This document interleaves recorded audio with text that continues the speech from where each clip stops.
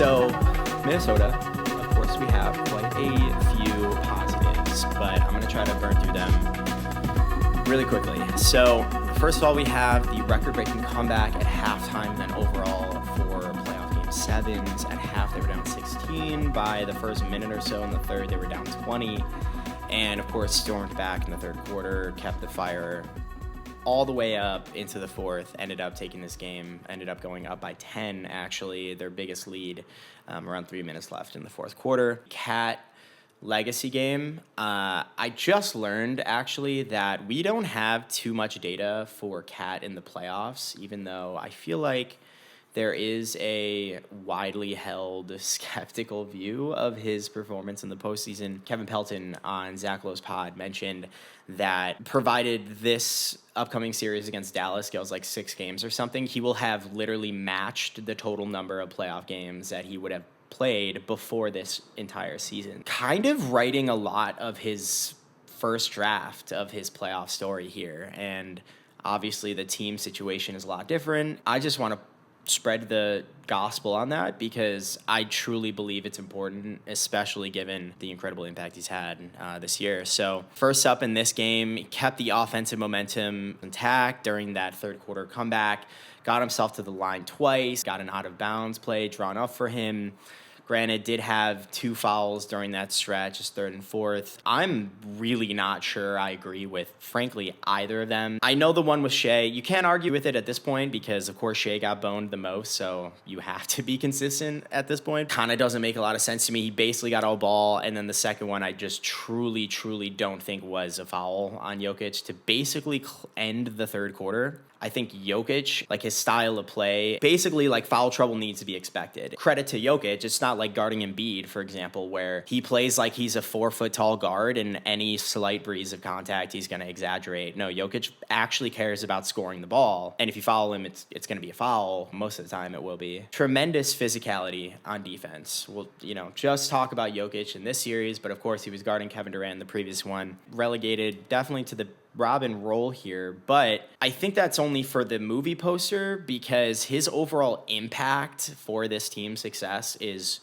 so not Robin-like. Kind of want to do a double click into this, but it seems like he's literally the only guy on the planet that can stand a chance at slowing down Jokic, and there were stretches, not just in Game 7. Not only did Jokic look mortal, but he was taking objectively, bad shots, and he definitely was in that third quarter. Again, 10 threes, I just don't even think is smart. Even if you hit 5 of them, I don't even know if I'd want, 10 3-point attempts from Jokic. But hey, he cut off Jokic's patented pass and then cut thing. It was the best blow up of that I've ever seen. I think Cat got burned on that a couple times earlier in the game, but he just blew it completely up. And not only did Jokic have to take the ball farther away from the rim, Jokic had to drop it, push it out. It was almost a turnover. Cat was so ready. Love that. Patience with the cross matches and making the right read. It felt like there were a few times where, they're going to play out a Cat in the post. Denver's obviously waiting for that. They were doubling him early in the series. If they weren't doubling him, they were inviting him to make some crazy nonsense drive and get himself thrown out of the game. 1, he didn't do that, but 2, he was being patient, waiting and surveying whether a double was going to come and from where, and making good reads out of it. Just really great navigation of that situation. Timely shots, back-to-back turnaround, mid-range jumpers he had to close out the second quarter, first half. I think were huge. Minnesota's getting pummeled to begin with, and as you heard from Finch and everybody else after the game, it was our offense, that was what got me pissed, said Finch. It was our offense was sputtering for no good reason, and those just back-to-back, hey, my team needs a bucket. Clearly the offense is sputtering out. Bringing it down to, 15, 16 points or whatever at half, I think was actually really, really important. Shots like that, keeping the overall momentum in the third quarter, and then keeping up the energy on defense on Jokic. And then also being efficient. 8 of 14, 6 for 6 free throws, 12 boards, plus 10, 2 steals. Dude's just impacting the game. So, 14 shots, that's not a million. That's actually really good. And, on good efficiency like that, is what the team needs, and you just keep that defensive energy up as well. Next is the depth on display. So not only do we have an incredible game from Cat, and kind of navigating the doubles and figuring out ways to impact the game outside of just scoring like superstars have to. You had Naz Reid stepping in after Cat eventually did get his 5th foul late in that 4th quarter. Came in with offensive rebounds, playing the defense on Jokic, not getting steamrolled like he kind of was earlier in the series. He had a monster putback that was unfortunately overshadowed by Cat's dagger putback, but that was a monster, just energy jolt shot in the arm as well late in that 4th. So 1, to be able to do that is incredible just by itself. But 2, to be able to come in and honor that call at that moment, I think makes it a lot more meaningful and impressive, because Naz had been getting yanked around this whole game, and Finch even mentioned it. Like, he wasn't getting steady runs. Cat's doing super well, so we want to keep that going. Obviously wants to be in the game. A little bit out of rhythm, keeping his head in it, keeping focus, sticking to the game plan, whole deal. I just thought it was fantastic, and it really just shined again late in that game. Jaden McDaniels, I mean, those 2 threes during that 28-9 run in the 3rd quarter, you just can't. Just full stop. The Wolves just don't win this series without Jaden.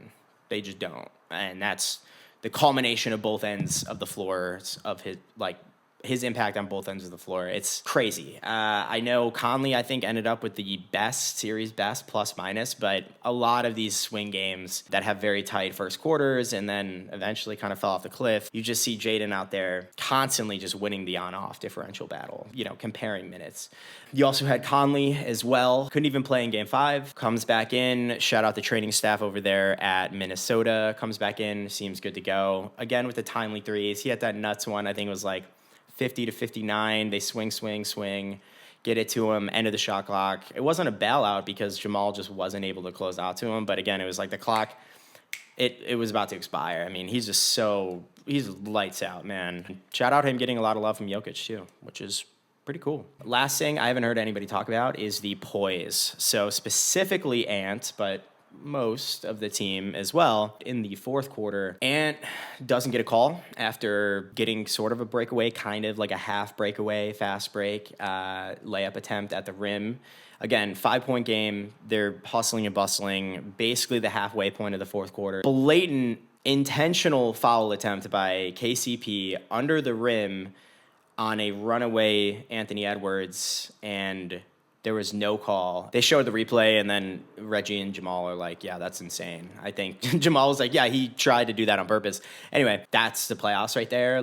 We're going to see how much poise and maturity this team really has, which was a big question mark for them coming into it. Very blatant foul. No call there. Very tight game. Trying to mount a comeback on the road against whole deal. And to make it even worse, the very next play, Scott Foster calls a moving screen on Rudy Gobert, literally the next play. Definitely during the regular season, it could have gotten a little hairier. Ant as well, struggling from the floor as much as he had been, as good as the defense on Denver's side had been on him. I was just really impressed. The team as well, Rudy included, stayed poised. The really main negative I just want to bring up here is Ant waving goodbye, Jaden doing the self-dunk bounce thing. This has been a super big deal. Guys have gotten super heated in the second game with the heating pack and stuff. Malone coming out screaming at the ref. Game being talked by Anthony Edwards at this locker room staffer, talking smack on the court to Jamal, I think, in games 3 or 4 or something. These guys don't like each other at all.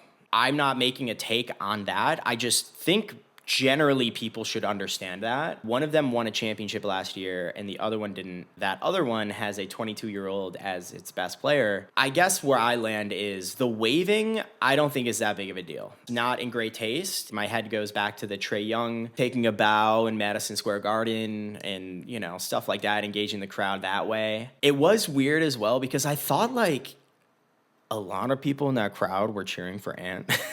I feel like there were a lot of people cheering when Ant was doing stuff in that game in Ball Arena. I think that's water on the bridge in and of itself, but also given the fact that I think Jamal Murray would have done, if not the exact same thing, something even worse. Especially after his meltdown in the second game and being the only emotional harbinger of emotion on the Denver Nuggets team. One, that might not be a good thing. I'm sure they have other people with feelings on that team, but low-key pretty emotionally volatile. It's great he wants to win, but I could just see that not going super well if it was in the opposite scenario in Target Center and Jamal was the one, coming out on top. The Jaden bounce is really, really bad, though. Like, that's really bad. Hope Finch kind of flags that. Bridges into territory where it starts to become a discredit to your reputation beyond just the two teams involved. You gotta win graciously as well. I think a lot of people get praised for losing graciously and taking things constructively, but that's kind of immature. No, it's not kind of. That's very immature. And I completely understand Denver fans hating them. But the only thing I want to say, though, is, I don't know, like, try and hate McDaniels more than Ant. I genuinely think there's a sizable difference in the difference of what they were doing. Jokic had words for Ant afterwards. I just feel like the self-dunk was terrible. And I'm glad that got fouled, but that's all I gotta say there. I just think it's really important to flag these kinds of things when they do happen. I promise I'm trying not to make it all sound through the lens of a fan, but just bear with me as I retell this story and everything leading up to what we saw happen on Sunday. The Minnesota Timberwolves imploded last year in the playoffs. And that was the end of the first year of the Rudy Gobert experiment, in which most analysts, a lot of fans, thought the Wolves traded the farm needlessly to a guy who was played off the court by a bunch of short guards on the Clippers in the previous season. Jaden McDaniels punching a wall, Rudy Gobert punching Kyle, Ant clearly not trusting Rudy and integrating him into the system or not really fully embracing him on the team. And they fizzle out and lose to this exact team in the first round of the playoffs. Run it back this year. Both teams really just retooled. Obviously, Minnesota got Mike Conley. Absolutely enormous trade for D'Angelo Russell. Reigning champs, Nuggets, basically just lost Bruce Brown, and that was it. Start the year fully committed to their defensive identity and commit to defensive dominance, which they hold to a T the entire regular season. The number one rated defense in the league. Never, ever lost it. While leaning on a 22-year-old Batman who talks a lot, shows a lot of physical promise, but also not a lot of outstanding levels of maturity to match. They talked their shit all year, stood up for each other, like really seemed to grow in their cohesion. And before the postseason, say things like, yeah, the reason we've been so successful this year is me trusting Rudy. Like, I didn't do a good enough job of that. All of the praise he's always giving to Jaden McDaniels. Even when people are asking him about Kevin Durant, which, again, there's going to be a doc or something about this at some point. Some crazy fan is going to make one. You know, they got KD, but we got Jaden McDaniels. Everyone laughed, but he's just always so confident. And here we are. They swept Kevin Durant, and now they're going to the conference finals after beating the defending champs. So had the first seed for most of the regular season.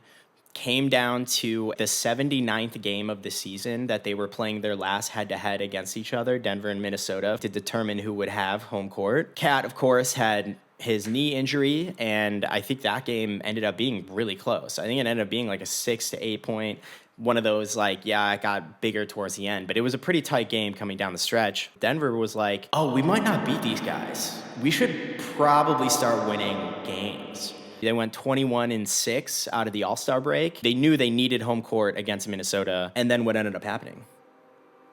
They were right. The home court actually did end up mattering a lot. It went to 7 games. I just thought that was really interesting. The whole race to home court, and then it literally ends up happening, and then they end up losing at home in Game 7, and then their coach after that loss says, oh, we were tired because we had to play our starters in order to get home court.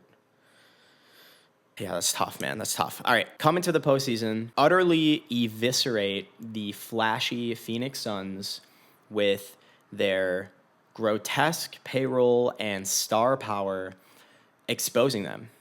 And they do it with Anthony Edwards, the 22-year-old Batman, talking shit in Kevin Durant's face on national television half of the games. And as said, KD is my idol, so it's fine. That's how it is. But that was nuts. Then go on to enter the second round against the reigning champions who had beaten them the previous season with almost the exact same roster. Take the first two games on the road at altitude, with the second one delivering the reigning champions the biggest home playoff loss in Denver Nugget franchise history. As championship caliber contending teams do, Denver takes the extra day off, retool, re-strategize. 3 games in a row, punched him right back in the mouth.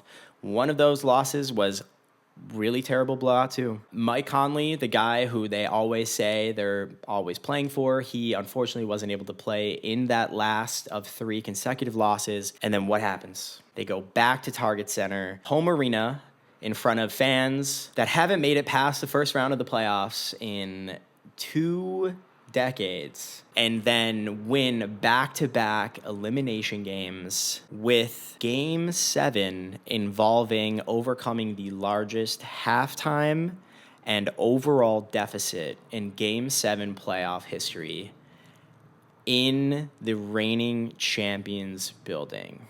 That, my friends, is called legacy. One of the most incredible stories. I'm probably forgetting a mountain of it. Had guys step up. Naz Reid, 6th Man of the Year. Rudy Gobert, Defensive Player of the Year. Anthony Edwards, All-Star. Karl-Anthony Towns, All-Star, was an All-Star. Mike Conley, Teammate of the Year. Incredible, incredible team. I just think a lot of us doubted them. And I think a lot of it came from being bad boy thuggy. They were hilariously flamed out last year, and they were kind of immature. Now we're here with them going to the conference finals. Anthony Edwards basically becoming one of the faces of the league. Karl-Anthony Towns completely rewriting his entire script of his hilarious reputation across the league. Postseason performer, as just a person, even the way he speaks. Playing the best one-on-one defense the world has ever seen up until this point on the now 3-time MVP, to then take them down in Game 7 on the road after being down 20 points in the third quarter. That, to me, is the epitome of taking it from Denver. If you watch the second half of that game, that's truly what that means. Denver could have had that. They did not earn it. They did not deserve that game. And I think all of this just feeds into the legacy and legendary aura surrounding this playoff run for Minnesota.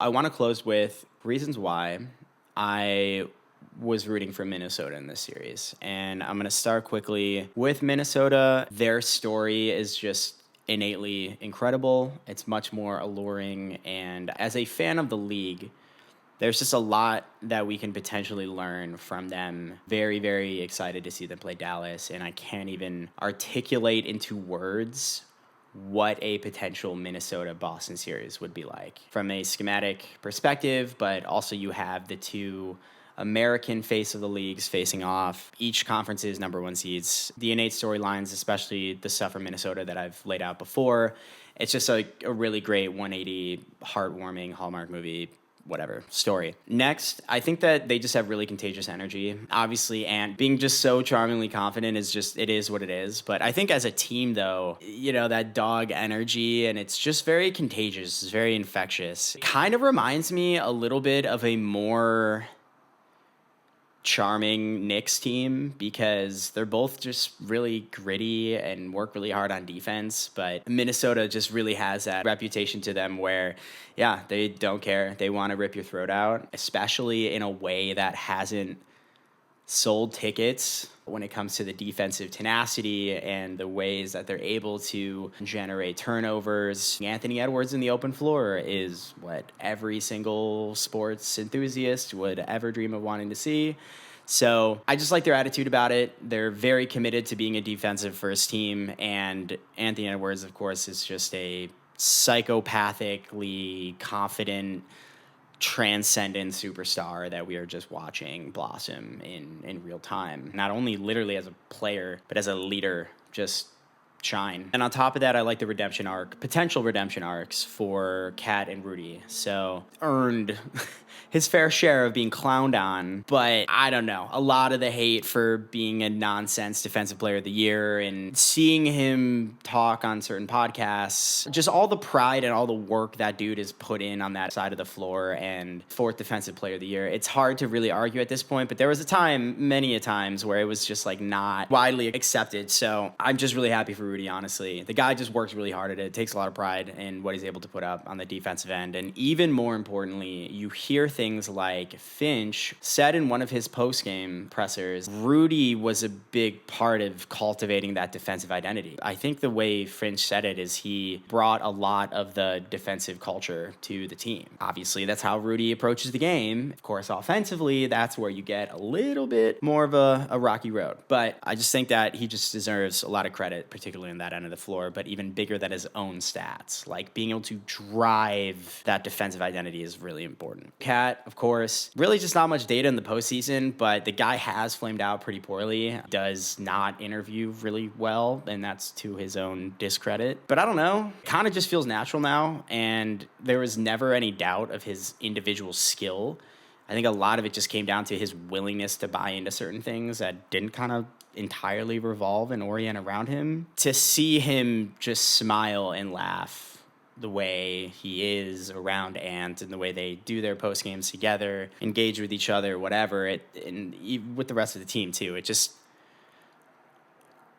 It feels nice seeing him happy again and contribute in just ways that I feel like people recognize more as winning ways. Being the primary defender on Jokic is one thing. Rudy found out about that the hard way in Game 5. Being the primary defender on Jokic and doing literally the greatest job that we have ever seen in a one-on-one setting against that guy, particularly in Game 7, the bad shots he was taking, whether it be from the outside or all these just turn around, Dirk fades and stuff, phantom calls, I'm sorry. Not something that people would have ever have seen down the line being like, oh, ways that Cat would maybe have a super positive, impactful hand in determining the outcome of the series. No, dude, that's a 3rd-time MVP. This is 1 of 9. He is best in the world, Nikola Jokic, all credit to him. The hustle plays as well, really well in the glass. One of the losses, I think, where he had a really bad shooting night, but he had like 12 rebounds and like 6 or 7 offensive. Subtle storylines I was picking up on, particularly when you see him get a bad offensive foul or make a bonehead play. Obviously, he's aware of when he does that,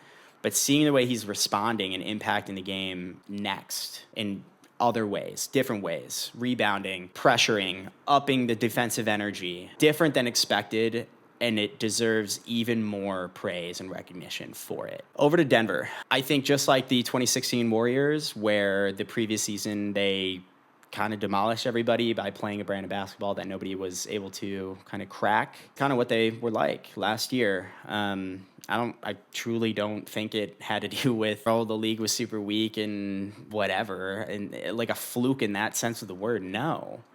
They had the best player of the world last year, and they were just playing a brand of basketball just like the Warriors, where nobody really knew how to stop them. This year is 2016. And granted, it wasn't the finals, and they didn't have a 3-1 lead, but, I mean, let's be real, 2 of the best 3 teams in the league, something like that, it more or less is a conference final or a final. And they lost in Game 7, same way. I wanted that for them. It sounds very sadistically patronizing to be like, I wanted you to lose this for you. But I kind of do. I think it's important. Gel together, come back together, even stronger, just like the Warriors did in 2017 and 18 when it wasn't even fair. That from a kind of strategic and actual on-court perspective. But then there's also my own biased, westernized perspective, which is, I'm going to just be honest, I like the fact that I can tell how badly Anthony Edwards wants to kill you. There's respect there. There's an understanding and recognition of a passion and a strong desire and a deep, deep, deep, deep, deep desire to win because you care. I don't know Nikola Jokic. I'm not pretending like I do. This is me just being completely honest and open. I don't think a lot of people, including myself to an extent, love the fact that does not have the same impact on you, not even remotely close. His Game 5 performance, I thought, was unbelievable. Absolutely incredible. That stretch on Nas, Kyle Anderson, and then, of course, Rudy, where nobody could even touch him, and I think he scored 10 straight points to close out that third quarter. He had that one play where he took it at Gobert again for his 8th straight point and felt the Gobert arm just kind of under his, and a lot of, if you know what you're doing, you know how to make that into a foul. He did that, and he hit his patented just walrus flip-flop leaning back, and it hit the rim in like 30 different places, and then dropped the inverse of what we saw in Game 7 with the third quarter, where Minnesota's defense was Jokic's offense, but instead of Jokic doing his pick your poison thing, it was Kobe Bryant, where I'm going to just win us this game right now, and there's not a thing you can do about it. I'm going to shoot the next 5 straight possessions, and we're going to roll with that. I just got my 3rd MVP. We're just going to do that. That was the coolest moment I've ever seen from Nikola Jokic. Awesome to see, but that is such an isolated incident where I just do not feel him. I don't feel a connection to him as much as I do, with the westernized psychopathic competitors that are outspokenly aggressive and kind of immature, and they wave at your fans when they beat you in Game 7 and yada yada. The reason I go through all those hoops is I said something early in the season where, especially after their humiliating loss in Game 2, I just felt like that energy was going to be a problem. And I predicted it before the series, where when the Wolves get some kind of offensive momentum going, with a really strong defense, get on transition, get their own momentum going. Like, they bring energy and they bring like juice to the party, It's very additive and it's very like potent and concentrated, like very flammable. It's a very flammable team. Denver's the exact opposite. It's like oil and water. It does not morph, does not change. It's a machine for a reason, which is good for consistency. At a very high level, consistency is awesome. But you know what? We're human beings. And when you get to a Game 7 like this, if there's an energy imbalance, physical, psychological, competitiveness, you just blew a 20-point lead. And yeah, we can talk about the physical toll. We can talk about that all day long. I'm remiss to at least point to the fact that the outwardly transparent levels of ferocious competitor energy radiating from the Minnesota Timberwolves, who are the road team and the underdogs in the series, was insurmountable for this team. And I didn't really feel a ton of that energy from Denver most of the series outside of Jamal Murray. My long-winded way of saying, I hope that changes. I hope there is a time when we can get a Nikola Jokic who can command a game like he did in Game 5. And like, it's okay,